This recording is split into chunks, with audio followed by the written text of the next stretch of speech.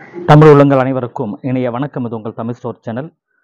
மிக முக்கியமான update supreme court நமக்கு என்ன சொன்னாங்கன்றது நேத்தே நமக்கு தெரியும். நிறைய பேருக்கு கண்டிப்பாக தெரிஞ்சிருக்க வாய்ப்பு இருக்குது. பட் இருந்தாலுமே இன்னும் வேறு சில இம்பார்ட்டன்ஸ் என்னென்ன விஷயங்களை டிஸ்கஸ் பண்ணாங்க, அடுத்து நமக்கு கவுன்சிலிங் அப்படின்றது எந்த டைமில் நடக்க வாய்ப்பு இருக்குது அப்படின்ற அந்த டீட்டெயிலான இன்ஃபர்மேஷன் என்னன்றதை இப்போ நான் உங்களுக்கு டீட்டெயிலாக சொல்லிடுறேன். ஸோ சேனலில் கடைசி வரைக்கும் பாருங்கள், இந்த வீடியோவை கடைசி வரைக்கும் பாருங்கள். பார்த்து முடிச்சுட்டு உங்கள் ஃப்ரெண்ட்ஸுக்கும் ஷேர் பண்ணுங்கள், இந்த வீடியோக்கு ஒரு லைக் கொடுத்துருங்க. ஃபர்ஸ்ட்டு பார்த்தீங்கன்னா, நம்ம கிட்டத்தட்ட ஜூலை 8ஆம் தேதி ஆரம்பிச்சு அப்படியே தள்ளி தள்ளி தள்ளி தள்ளி வந்தது இந்த சுப்ரீம் கோர்ட்டோட ஹியரிங் அப்படின்னு சொல்றது. இது பார்த்தீங்கன்னா, எதனால அவங்க தள்ளி வச்சிருக்காங்கன்றது நமக்கு தெரியும். எல்லாமே தீர விசாரிச்சு ஒரு தெளிவான முடிவை மாணவர்களுக்கு சொல்லணும் அப்படின்றதுக்காக தான். எப்பயுமே கோர்ட்டை பொறுத்த வரைக்கும் விசாரிக்கிற அன்னைக்கே ஒரு முடிவு அப்படின்றது கண்டிப்பா வராது.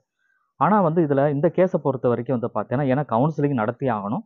கவுன்சிலிங்கில் எந்த பாதிப்பும் வரக்கூடாது, மாணவர்களுக்கு எந்த பாதிப்பும் வரக்கூடாது. இது முழுமையான விசாரணை என்ன, வினாத்தாள் கசிவு அப்படின்னு சொல்றது நடந்தது உண்மையா, அதே நேரத்தில் மறுதேர்வு வேண்டுமா வேண்டாமான்றதுக்காக தான் மெயினாக இத்தனை ஹியரிங் நமக்கு மாறி மாறி வந்தது. நேற்று நடந்த ஹியரிங்கில் ஒரு ஃபைனலாக ஒரு முடிவை தெரிவிச்சிருக்காங்க. என்ன அப்படின்னா, நீட் தேர்வு ரத்து அப்படின்றது கிடையாது. அதாவது ஏற்கனவே நடந்து முடிஞ்ச நீட் தேர்வு ரத்து கிடையாது அப்படின்னா அது ஓகே, அது செல்லும் அப்படின்னு அர்த்தம். அப்போ மறுதேர்வுக்கு வாய்ப்பு இல்லை, மறுதேர்வு கிடையாதுன்னு தெளிவாகவே சொல்லிட்டாங்க. ஸோ மறுதேர்வு அப்படின்றது இதுக்கப்புறம் அந்த பேச்சுக்கு இடமே கிடையாது. ஃபைனலாக அவங்க முடிவு அப்படின்றது தெரிவிச்சாச்சு. இருந்தாலும் மறுதேர்வு இல்லைன்னு சொல்லிட்டாங்க. வினாத்தாள் கசிவு என்பது உண்மை அப்படின்னு நமக்கு தெரியும். இதை சுப்ரீம் கோர்ட்டும் கண்டுபிடிச்சிருக்காங்க, என்டிஏவும் ஒத்துக்கிட்டாங்க வினாத்தாள் கசிவுன்றது நடந்திருக்கு அப்படின்றது. இருந்தாலுமே விசாரணை அப்படின்றது இன்னுமே தொடரும். சிபிஐ ஒரு பக்கம் இன்னமும் விசாரணை பண்ணிட்டு தான் இருக்காங்க. ஒரு 7 பேர் ஒரு குழு ஒன்று அமைச்சிருக்காங்க, உயர்மட்ட குழு, 7 பேர் கொண்ட குழு. அவங்களும் விசாரணைகள் பண்ணிட்டு இருக்காங்க. பட் எதனால இன்னமும் தீர்ப்புன்றது நமக்கு வந்துடுச்சு சுப்ரீம் கோர்ட்ல. நமக்கு ரீநீட் அப்படின்றது கிடையாதுன்னு சொல்லிட்டாங்க. இருந்தாலும் ஏன் விசாரணை தொடருது அப்படின்னா, அந்த விசாரணை திரும்ப திரும்ப விசாரணை பண்ணும் பொழுது யாராவது இதற்கு முன்பா, அதாவது போன வருஷமோ இல்லை அதுக்கு போன வருஷமோ இந்த மாதிரி மால் ப்ராக்டிஸ் பண்ணி வினாத்தாள் கசிவு மூலமாக அல்லது ஆள் மாறாட்டம் மூலமாகவோ இவங்க ஒரு எம்பிபிஎஸ் சீட்டை படிச்சுட்டு இருக்காங்கன்னா அதையும் இப்போ கண்டுபிடிக்கிறாங்க. கூடவே இந்த வருடம் நடந்த இந்த வினாத்தாள் கசிவில் இன்னும் எத்தனை பேர்கள் தொடர்பு இருக்கு அப்படின்றதையும் விசாரிக்கிறாங்க. விசாரித்து அவங்களே அரெஸ்ட் பண்ண போகிறாங்க. அவங்களுக்கு பனிஷ்மெண்ட் அப்படின்றது கொடுக்கணும் இல்லையா? ஏன்னா தீர்ப்புன்றது மறுதேர்வு உண்டா இல்லைன்றது தான் இந்த விவகாரம், இந்த விசாரணை எல்லாமே நடந்தது. இப்போ நமக்கு தெளிவாக தெரிஞ்சிருச்சு மறுதேர்வு கிடையாது அப்படின்னு சொல்லிட்டாங்க. ஸோ இருந்தாலுமே அந்த விசாரணை தொடர்ச்சியாக நடந்தால் மட்டும்தான் இந்த கொஸ்டின் பேப்பர் லீக் யார் இப்போ நிறைய பேரை பிடிச்சிட்டாங்க, நிறைய பேர் பனிஷ்மெண்ட் கொடுத்துருக்காங்க, அரெஸ்ட் பண்ணியிருக்காங்க. பட் இருந்தாலுமே மேலும் வேற யாராவது இருக்காங்களான்னு சிபிஐ ஒரு பக்கம் விசாரித்து அவங்க நடத்திட்டு இருக்காங்க. இன்னமும் சில பேர் இப்போ நடக்கும் இல்லையா, கவுன்சிலிங் நமக்கு நடக்கும் விரைவில். இந்த கவுன்சிலிங் நடந்து முடிஞ்சதுக்கு அப்புறம் கூட விசாரணை கண்டிப்பாக தொடரும்.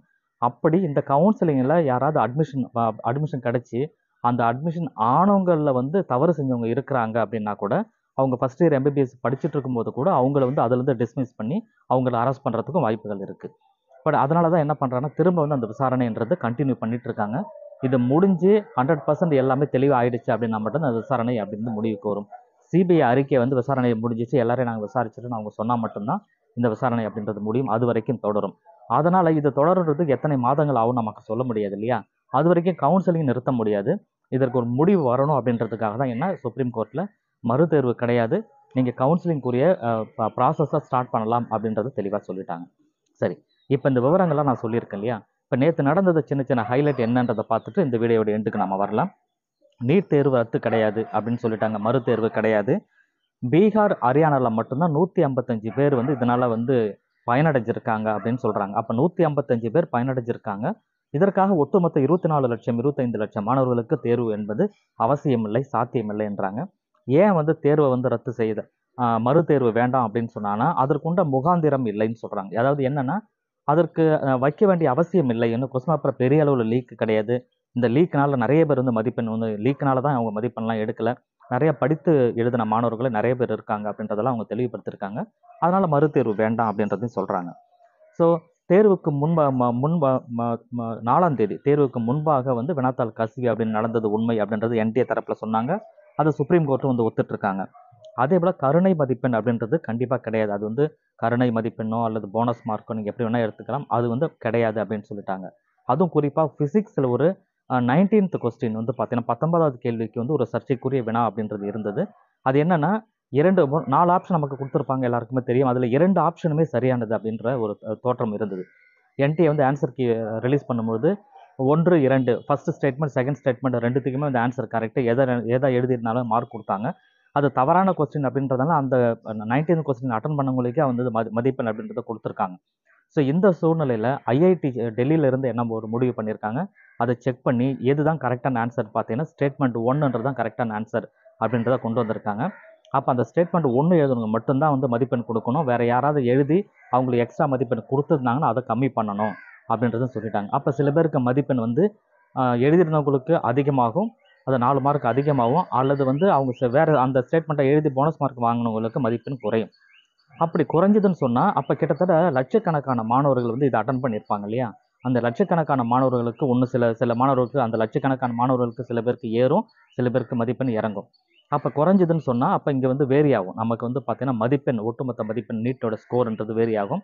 மேபி இந்த இஷ்யூனால திரும்ப நமக்கு நீட்டுடைய ஸ்கோர் கார்டு ரிசல்ட் அப்படின்றத ரீரிலீஸ் பண்ணுறதுக்கும் ஒரு வாய்ப்பு இருக்குது. ரீரிலீஸ் கண்டிப்பாக பண்ணால் மட்டும்தான் அப்போ இந்த மார்க் அட்ஜஸ்ட்மெண்ட்லாம் இருக்குல்ல, இந்த மார்க் பெரும்பாலும் ரேங்க்கில் வந்து பெரிய பெரிய வித்தியாசங்கள் வராது, மதிப்பெண்ணில் வித்தியாசங்கள் வரும். அந்த மதிப்பெண்ணில் வித்தியாசங்கள் வந்தால் மட்டுமே அது அது ஏன்னா லட்சக்கணக்கான மாணவர்கள் 4 லட்சம் 5 லட்சத்துக்கு மேலே கண்டிப்பாக மாணவர்கள் இருப்பாங்க. அப்படி இருந்து எல்லாருக்கும் மதிப்பெண் கூட்டணும் அல்லது எல்லாருக்கும் மதிப்பெண் குறைக்கணுன்ற சூழ்நிலை இருக்கும் பொழுது அப்போ இந்த இடத்துல வந்து நீட்டோட ஸ்கோர் என்பது வேரி ஆகும். அப்படி வேரி ஆகிறதுனால திரும்ப ரிலீஸ் வந்து பண்ணுவாங்க. ரிசல்ட்டை பொறுத்த வரைக்கும் அதுக்கு வாய்ப்புகள் நிறையவே இருக்குது. இதெல்லாம் முடிஞ்சாதான் நமக்கு கவுன்சிலிங் அப்படின்றத ஸ்டார்ட் பண்ணுவாங்க. 24ஆம் தேதிக்கு அப்புறம்னு சொன்னாங்க. இன்னைக்கு ஆயிடுச்சு 24ஆம் தேதி. ஸோ இன்னும் வந்து நமக்கு அதுக்குரிய நோட்டிஃபிகேஷன் வரல. இப்போ இந்த சுப்ரீம் கோர்ட்டு சொன்ன இந்த மார்க் இஷ்யூலாம் முடிஞ்சு திரும்ப மேபி வந்து நீட்டோட ரிசல்ட் ஏதாவது திரும்ப வெளியிடுறாங்களான்னு பார்த்துட்டு அந்த ஒரு முடிவு வந்ததுக்கு அப்புறமா தான் கவுன்சிலிங்குரிய ப்ராசஸ் நடத்துவாங்க. ஆனால் எல்லாருமே தயாராக இருக்காங்க, ரெடியாக இருக்காங்க. மாணவர்களாகிய நீங்களும் தயாராகவே இருக்கணும் அப்படின்றத நான் வந்து கேட்டுக்கிறேன். ஸோ இதில் முக்கியமானது இனி வரும் காலங்களில் எந்த தவறும் நடக்கக்கூடாதுன்றதுக்கு நான் ஏற்கனவே சொன்ன அந்த 7 பேர் கொண்ட உயர்மட்ட குழு வந்து நடத்திட்டு வராங்க. அவங்க விசாரணை பண்ணிட்டு இருக்காங்க. அடுத்தடுத்த கட்டங்கள் இதுக்கு எப்படி நகர்வு இருக்கணும், என்னென்ன செய்யணுன்றதை அவங்க பார்த்துக்கிட்டு இருக்காங்க. ஒரு பக்கம் சிபிஐ விசாரணை, இன்னொரு பக்கம் 7 பேர் கொண்ட குழு. இது நடந்துக்கிட்டே தான் இருக்கும். அடுத்த வருடம் இந்த தவறு வரக்கூடாது அப்படின்றதுல ரொம்ப ஜாக்கிரதையாக கண்டிப்பாக என்டிஏ வந்து இருக்காங்க. ஸோ தீர்ப்பு இப்போதைக்கு வந்தாச்சு, மறுதேர்வு கிடையாதுன்றது உறுதியாச்சு. அடுத்து கவுன்சிலிங்க்கு எல்லாருமே தயாராக இருங்க. தேங்க்யூ ஃபார் வாட்சிங்.